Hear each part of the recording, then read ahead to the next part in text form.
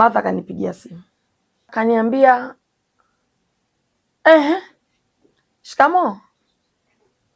Halo, shikamo. Marahaba.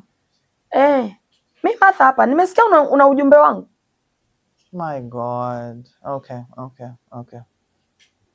Nimesikia una ujumbe wangu, unataka kuongea sio na mimi, sio unataka kuongea na mimi.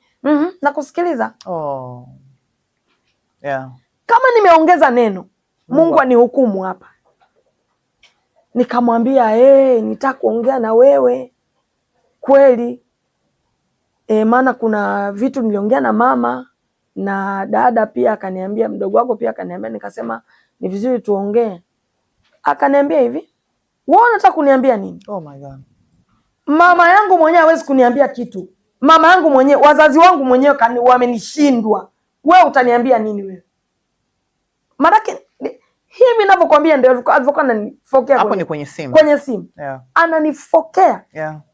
Akanifokea na akaniambia, wewe unaendelea kunifuatilia, wewe endelea tu kunifuatilia. Utanijua mimi ni nani? Nitakupoteza wewe. Unijui wewe. Alikuwa anaongea labda kwa hasira. Mimi sijui alikuwa amekasirika, sielewi. Lakini kwa kifupi nilipata kichambo kilichotakata. Usinifuatilie kabisa, wewe achana na maisha yangu kabisa. Wazazi wangu wenyewe wamenishindwa, wewe utaniweza? Na kuuliza wewe utaniweza? Akanifokea kabisa. Mimi sitaki kuyaongea haya. Nimeongea kwa sababu umeniuliza. So that's why unaniona mpaka leo nimekaa kimya.